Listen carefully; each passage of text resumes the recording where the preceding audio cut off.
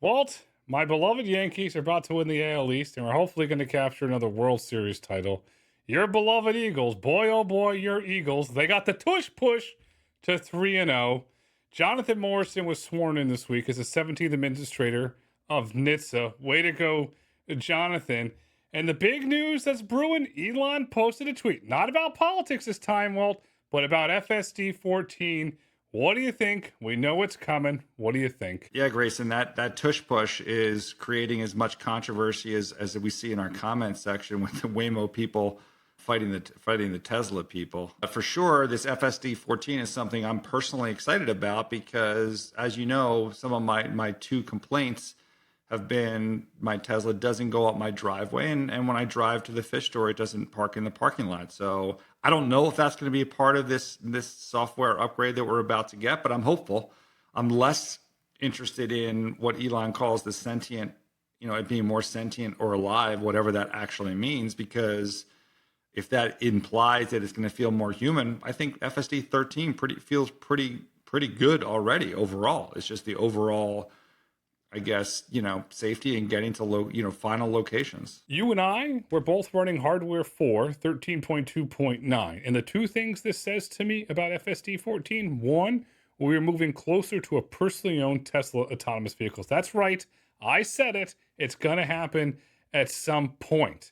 And the other thing that it's happening, Tesla is proving that you can innovate and build autonomy quickly. They're going to force the market to move along with them. Those are the two big things that FSD 14 says to me. One of the things I read about that some people believe will be part of this software 14 is to reduce driver monitoring. Now, on one hand, that's, supports what you're just saying, getting closer to private ownership. But on the other hand, you know as well as I that is going to trigger a lot of the Tesla haters in saying like, oh my God, how are you, having the driver monitoring allow the person to look away from the wheel or not hold the wheel as often, which by the way, has not been the case in my experience so far. So, again, A, question for you, do you think that's going to be part of V14? And B, do you think that ultimately gets perceived by the broader, more rational public as a positive or a negative? I'll summarize it this way. How many times a day do you see somebody staring at one of these when they're driving a car with no ADAS and no FSD? I guarantee you at least once an hour, twice an hour, 3 times an hour. This, called a cell phone, causes more crashes than somebody not paying attention with FSD. There, I said it for the record. That's what I believe. As a reduction in driver monitoring, I think it'll be a positive step. And what it would say to the rational folks in this market, that the technology is progressing to the point where Tesla feels confident. I'm not going to say extremely confident, but confident in the point where they're growing confident, which gets to what I said earlier, closer and closer to personally owned Tesla autonomous vehicles. What you did is what I would call whataboutism, meaning like, what about the human that does this? I'm like, that shouldn't be part of the conversation, right? I mean, yeah, human drivers are bad. And yes, we both believe that autonomy is also going to make it safer. Again, the bigger question, which you answered, is like, if they reduce driver monitoring, is the public outcry by some going to be louder? Meaning like, oh my God, I can't believe they're allowing people to look away from the wheel. Again, assuming this even happens, versus others where it will be encouraging me, like, wow, they must be getting close if they're letting me look away from the wheel and take my hands off the wheel more. So you answered it. You think it's the former. I don't know. I think, we know the usual suspects will be having their say. The other interesting thing I'd be interested in your impression here is like, does going to 14 for the privately owned cars have any, bearing on, or, is it providing any signal in terms of whether they're any closer in Austin to going driver attended out? Or are these completely separate topics? No, they're very similar topics. I said this when we were in Austin, and I said it on a podcast following that.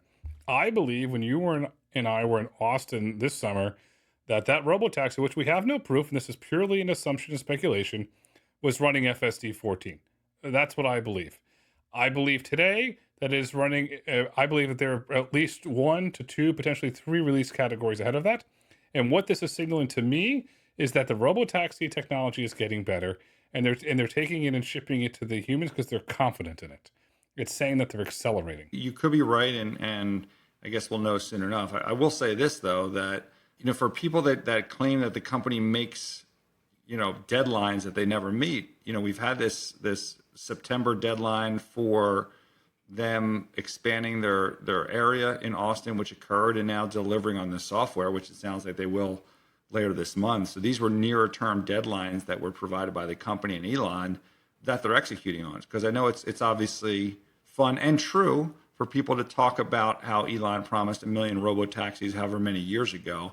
But here you've got some examples where there's smaller milestones, but things that are getting executed on by the company. And I also think what we're in the midst of, if you remove the Tesla bulls from the scenario, is that on a gradual, stable rollout, you and I remember the press articles, the tweets. Oh, they're just going to hit a magic button. Biddity boppity boop. See, I got it in for you today. And magically, all the Teslas are going to turn on overnight. You and I know that's not true. And you're starting to see ground truth videos where Tesla is continually testing this technology. And you said this many times on past episodes. They're doing this in a safety first way. They're doing this in a very rigorous way. And then I just don't feel they get enough credit for this rollout because there is so much noise on both sides of the equation. And what you and I try and do is eliminate the noise to bring it to a common ground here on Autonomy Markets. Well, we're dealing with a lot of speculation. So hopefully we both get our 14 upgrades next week and we can report, in the real world on how these things are performing. Why don't we move on to their, the leader and their primary competitor, Waymo, which I think you've done your sleuth work and uncovered some plans that Waymo has for the UK. Waymo has UK ambition. Since we're going to the UK, Sir Arthur Doyle, I got to put on my Sherlock Holmes hat here for you. Waymo is hiring a fleet readiness lead. They're hiring an incident response manager and a head of business development for Europe, the Middle East, and Africa.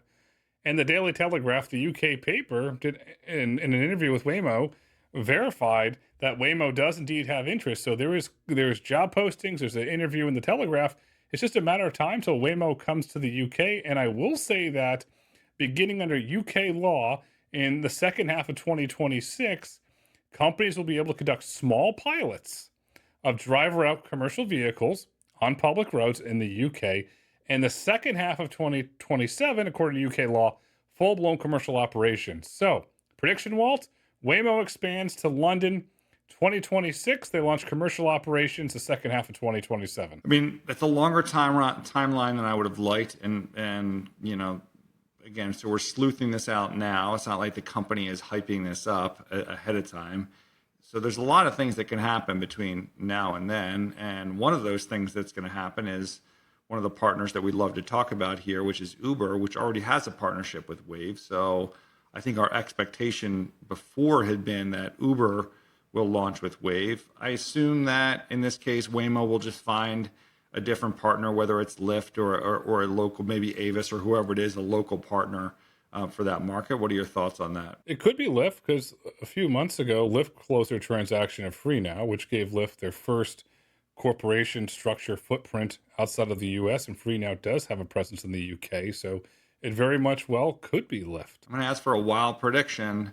Also, since it's 2027, so it's possible Waymo could announce a new OEM that by the time London's ready, they have a new OEM in London. So do you think it's a unannounced OEM for London, or did it ends up being, either Zeekr or Hyundai? I'll give you a point blank prediction. It will be a Zeekr market. If I was a resident of the UK, I would tell you it'd be a Tata vehicle, but I'm not a resident of the UK, so I will tell you, in my humble opinion, it will be a Zeekr market. So also, while we're talking about Waymo, I just want to go back to a topic we didn't really cover last week or the week before after the big announcement with Lyft in Nashville.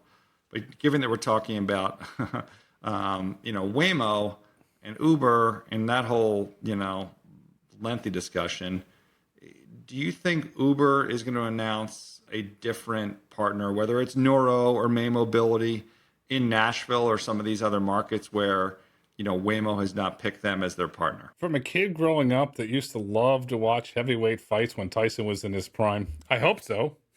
I want something to analyze and discuss with you. So I'll give you the cop-out answer, 50-50. The kid in me says, yes, come on, let's have a knockout, blowout, draw-out fight. If it does happen, and let's say the odds shift to 60, 70%, to me, that's an indicator that relationship is fractured and it's pretty much over. So I'll take it a wait and see approach, but I'd love to see it because I like to see heavyweight fights. I mean, I actually think I'm on the more bullish side, or depending on which company you're approach you're here. I think it's pretty likely that Uber does that, and whether it's to keep Waymo honest or whatever. And like the weird thing is, it probably has a negative signal to their investors if they're launching on top of Waymo, where they've launched with an alternative partner. But I don't think they really care about that anymore. Like, it is what it is. They're not going to try and like wrongly convince people that Waymo and Uber are like locked together for every market going forward. That certainly could be in the future, but there's no reason. And these companies all have showed some competitive edge to them. And I think, maybe showing how they can perform in that market where they've already launched is it'll be interesting to watch. And so I think I'm a little bit higher percentage than you are on that one. You just blew up the whole TV narrative, Walt. How dare you blow up the TV narrative? You gave a real honest opinion. And I'll side with you on the bullishness, but I want one favor. I want to sit there with you in Nashville. We'll have some barbecue and watch this heavyweight fight. You got a deal on that? I can't wait. Last question on this, just because I don't want to let it go, because Waymo and Tesla and Uber are kind of the three most important companies in this space right now. And this relates to the whole Uber topic. How many markets by the end of 2020, because we're coming up to it's the fall now, as you talked about. Now let's go out to the end of 2026. How many markets will Waymo have launched, by the end of 2026? And what's the average number of cars? Forget about California, which will be the most mature, but in whatever number you pick, what's the number of cars that they will have in those X number of markets? 20 markets, 100 to 150 vehicles per market on average, excluding California. I'm going to take the over on that, Grayson. I mean, ultimately, it's going to be coming to supply. We're in the dark in terms of how quickly Hyundai can ramp. I mean, if they're talking about delivering cars to AV Ride and starting testing with Waymo this year, and they're talking about always at these incremental markets, whether it's Seattle or Denver or whatever, maybe it's going to be 25 markets, and maybe it's going to be, 350 cars. And that sounds crazy now, given the process it takes them to outfit a Jag, or what we've seen thus far with Zeekr. But I mean, you would hope there'd be some planning to ramp it. So I'm going to put some faith in Waymo and in the production side of the house, and say that we go well over your prediction of the 20 markets and whatever that limited number of the cars you're talking about. But look, it's going to be on whoever's sourcing those cars to make that happen. So as we get more information on that, then, we'll have to edit or revise whatever those numbers are, up or down. I'm willing to revise my prediction once we begin to see photos of the Hyundai Ioniq 5 Waymos testing on public roads. And then we need to, from the time the first publicly available photo becomes released to the time it goes into service, then we can measure that. And we have the Zeekr, which is still not in service. And we're a couple months now, 6 months since that's been out there. So let's just hypothetically say that Waymo, we get a photo January 1st of a Hyundai Ioniq 5 on a public road testing. What are we looking at, June 1st? And I don't know, those numbers are going to change really just depending on that. I think your lack of faith is disturbing, as they would say in Star Wars, that you're assuming that Google has really dropped the ball here. Waymo has really dropped the ball at trying to push that, that relationship forward. And if you're right, and you need to see it, which I don't think I need to see it, I'm going to give them a little faith here.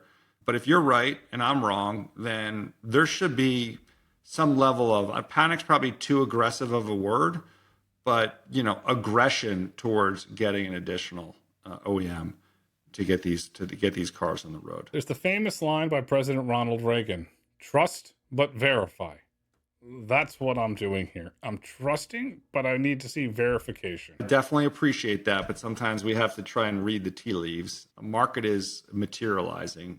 We can see the level of pressure in the press releases in the markets that they launch into, you know, this would be a pretty big fail, I think, if the ramping on this Hyundai would be slower. I mean, again, we're in the dark here, so I think I'm gonna assume that Waymo is gonna manage this properly and ramp up these cars in 26. Okay, so let me take the other side of this great debate and ask you this question. By 2026, how many markets will Tesla be operating Robotaxi in? As Walt says, with safety attendant. I got to get Walt. We got Professor Walt over here.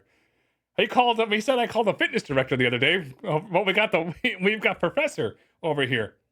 How many vehicles per market and how many markets? And it's including the safety attendant. Well, first of all, the availability of cars is not going to be an issue with Tesla. It all comes down to the technology, right? And while, yes, as you said earlier, it's not like every car is going to get unlocked. You're going to go market by market. But if you get to the point in Austin or California or now Arizona, which I think is next for them, where they take the safety attendant out, then I think you can see markets unlocked very quickly across 2026 with as many cars as they're going to need. They have that production capability that they can ramp up. And obviously they have some existing cars on the road that come back after leases. Obviously they're going to probably need hardware to do that. So, for them, it's all about the technology. It's clearly not about ramping the production. That's the difference between these two companies. You prove my point. If they're on opposite ends of the spectrum. Tesla has the ability to manufacture hundreds of thousands of vehicles. Waymo, as you and I both know, is the clear leader in this technology. So they're on opposite ends of the spectrum. If I'm in Waymo's shoes, we had a paragraph and a half statement from Toyota. If I'm Waymo, I'm trying desperately to cut a deal with Toyota, one of the world's best manufacturers, to really ramp up and scale because Tesla's clearly coming for me. Maybe, Grayson, but I'm going to go into telco corner here.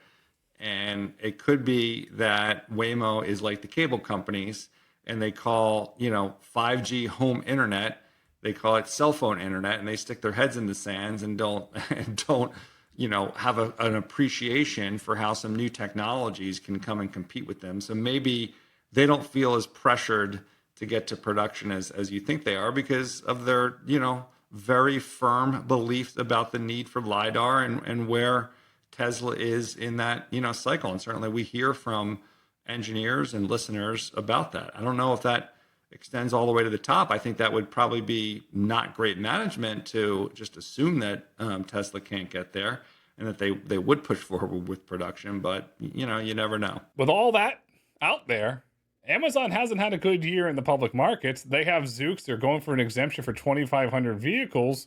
Where do they go? If Waymo's going to get to the numbers that you're predicting, if Tesla's going to get to the numbers where I think they're going, 2,500 vehicles on an undefined period of time is not going to cut it. So what does Amazon do? How do they speed this up if they truly want to compete? Grayson, we've done this over a year. And if we went back to some of the earlier episodes, you were pretty negative and unforced errors, I think, with Zoox. Maybe not unforced errors, but ripping into the toaster box. And I've agreed with you in that, it hasn't really expanded in California.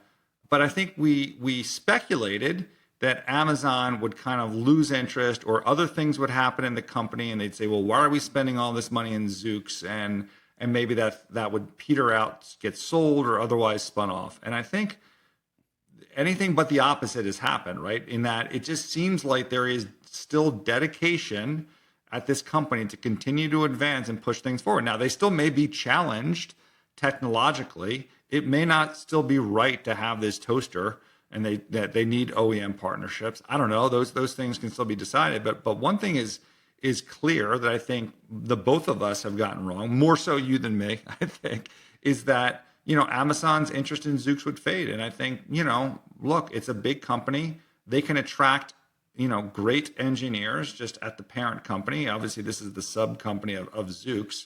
So I think we need to give them a little bit more slack and see what they can do if they can get these 2,500 vehicles on public roads, because that's 2,500 vehicles on public roads is more than Tesla has in terms of the Robotaxi in the moment. You bring up a valid point around the technology.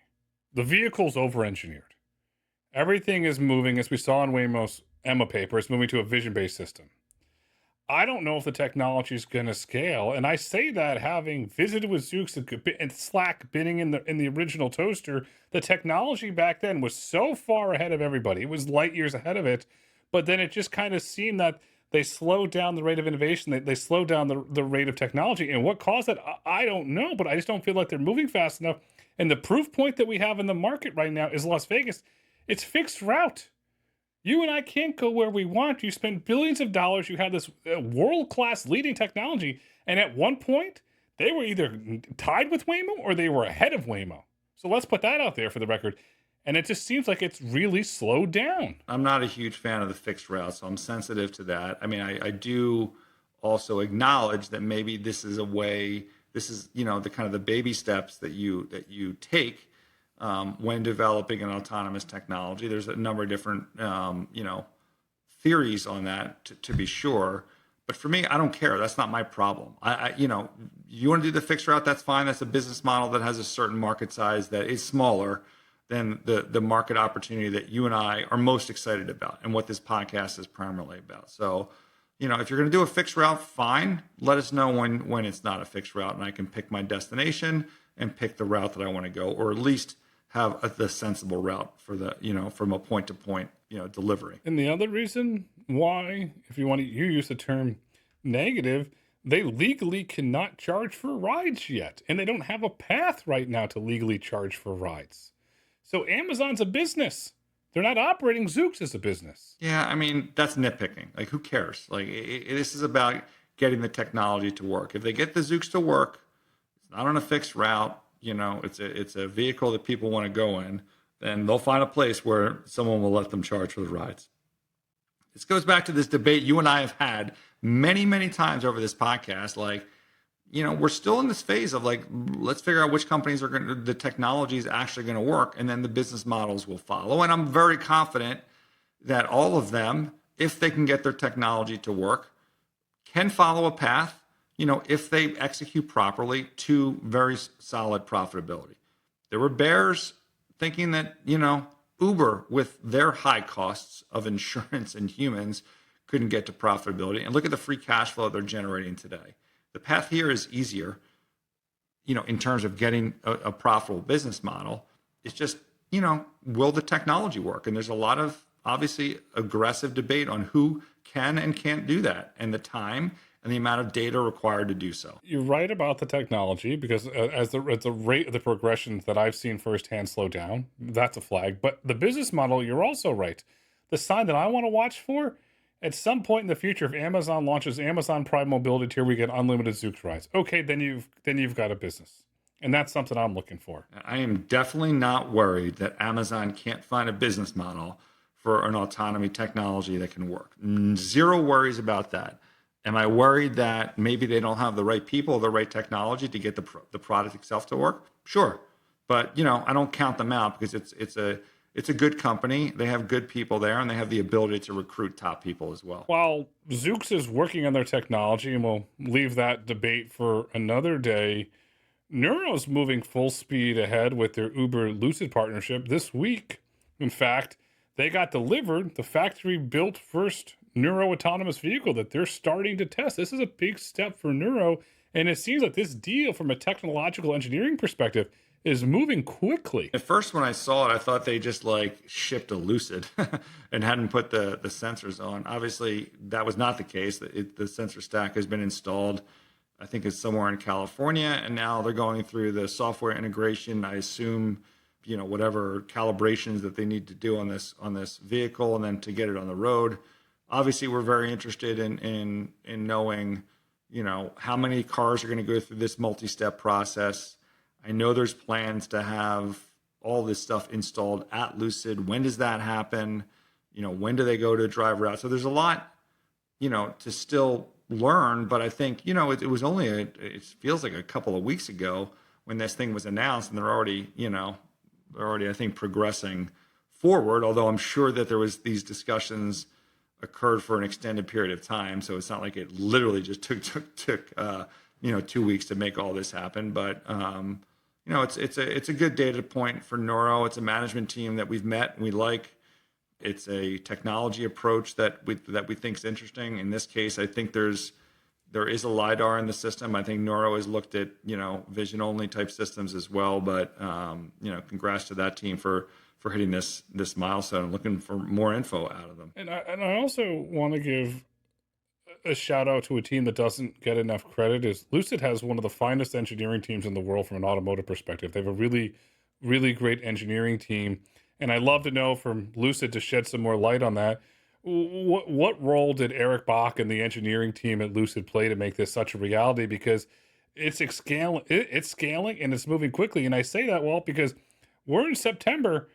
Uber has said that these vehicles are coming online in 2026. So this ship is moving quickly. I'm getting more jaded as the months go by in terms of 1 or 5 or 10 car launches. And, I want to know when there's 30 or 50, when you can actually, deliver some type of, you're just talking about Amazon and having commercial service, having enough cars to offer commercial service. I think I'm pretty comfortable with, the progress that Nuro has made on the technology front. Now we'd like to see them show how they can execute with Lucid, which I don't know as much about as you do, in terms of getting cars on the road and offering service, even if it's with the safety attendant. So we know the safety attendant's coming. First market, I'll make a prediction for you, will be the LA market. The question for you to make the prediction, how many vehicles do you think Uber's going to launch at first? Because the LA market is vast. I don't know. And frankly, I'm going to push this on Uber. If you don't have, 100 cars in that market, I don't find that to be meaningful in today's autonomy. Like launching with these 5 or 10 or 15 is nice, and it's proving out the technology. But for it to be relevant for Uber, given the threats that they face with Waymo and with Tesla, it's going to have to be more material. I like that. I really do like that, because I don't even know if 100 vehicles is going to cut it in the LA market to begin with. You got to have something, but to launch with like 5 cars is great for the technology companies behind it. But like, does that mean anything for Uber when, Waymo's launching markets with 300 cars in it? And as we discussed earlier in this podcast, like we could wake up 6-9 months from now and all of a sudden Tesla's in 20 markets. It's fine. It's the ecosystem that they have to develop. But, at some point we need to move on in terms of our expectations here on Autonomy Markets, where, our base level of expectation for a market has to go higher. It has to go higher. So do you feel that Uber will saturate, as I said, the LA market, get that up and running, get the driver out before they announce a second or third market with Nuro? I have no idea. I know Uber cares about wait times. I know Uber has committed to fund a lot of cars, in this case with Lucid. Obviously, they have more than just Nuro and Lucid as partners. If I were to guess, I would say that they try to get one market to work really well in the hopes that that would attract outside capital to help fund, more markets. I don't know. Maybe in their mind, there's some value into showing how Lucid can work in, and Lucid and Nuro in this case, in one type of topography and another type of topography. Who knows? But at this point, it's more ramping scale for me that matters more so than additional markets. So whatever they decide is up to them. I'm telling you what matters for me. It's going to be interesting to watch. One of Uber's partners, which Uber is an investor in Wayve, their partner Nissan, this is Wayve's partner Nissan, announced that the ProPilot system, powered by the Wayve driver, goes into mass commercial operation production in 2027. That's a big deal. I'll say it's a level 2 system, but to have a global OEM going into mass production is a big deal. I'm pretty cranky today, Grayson. I'll admit it. Level 2 system, this is Autonomy Markets. I get it that, you need these steps, level 2, maybe, set routes, maybe 5 markets. But my expectations are going up. Why? Because Waymo is putting more and more cars in the market and Tesla is moving forward. What I'm interested in is how quick you're getting to level 4 at scale. And at scale meaning for me, like hundreds of cars in an individual market. where you're delivering a service. I believe that they're going to get there, and I'll learn more next week. But I want to highlight the sensor package on this car because this is interesting here. It has 11 cameras, 5 radar sensors, and 1 LiDAR. It's a lot of sensors that could go to higher levels of automation. Yeah, absolutely. And that's our expectation. Like, you know, we're huge fans of Wayve's approach, and it can be, you know, very disruptive to how the legacy autonomy companies have approached the market. That's great. And, you know, they've been taking this car around the country and showing people how it works. And maybe you're not even going to need that 1 LiDAR that they have, at least in this case. That's all great. And, you know, let's see the progress to that, because imagine if we were out here, you know, stumping that, oh, level 2 is great and Wayve, and this means that they're going to be a player. Like, you know, imagine the feedback we get in comparison to those that are on the market today with no driver in, right, at level 4 in the markets. Not doubting that they're going to get there, but, you know, we need to see, you know, more progress, and which we will, from these companies to getting to those points, and looking forward to working with those companies and you know, and understanding that timeline better. We're going to see progress. We're going to see technical progress, and we're also seeing progress in the markets, because the markets for autonomy, they're hot right now, and they're opening from an IPO perspective. This week, Kodiak went public. What do you make of that? What does it mean, Grayson? They got cash on the balance sheet, and it's a public company, so that helps the profile. I think Don Burnett does a great job on CNBC, and with investors, they get to, you know, more attention to how their technology is working, how their business model works, where their customers are buying the trucks. So it's just another good news flow for autonomy in general. Meanwhile, by the way, I went to the YouTube channel for Aurora, and, you know, they had that YouTube thing, which I enjoyed watching the driver. There's only, I think, 4 people watching the Aurora driver on this road to Houston. So it's nice to have another company perhaps out there generating some news flow for us and for the public markets in terms of autonomy in the trucking sector. Yeah, we're going to have more details to analyze and cover now in the autonomous trucking sector, and perhaps it is a sign of things to come. And I'll say to Don, Jordan, Andy, Dan, the whole team at Kodiak, congratulations. I know how hard you worked, and this is a big milestone, taking the company public. Well, Kodiak goes public, you and I are going on fieldwork adventures next week. I get to put on a Sherlock Holmes hat, and you get to put on a Washington, D.C. hat. Besides our field work, what do we need to look for in the autonomy markets next week? The only thing I care about is getting my FSD 14 download and seeing what this sentient experience is supposed to be like, to see if it's going to be a big step up from 13. So to me, that will be the big news. And I can't wait to try it with you and I together, because we are going to break it down and analyze it every week, like we do every Saturday at 10 a.m. Eastern on Autonomy Markets. The future is bright. The future is autonomous. The future is driver out commercial operations. Walt, until next week.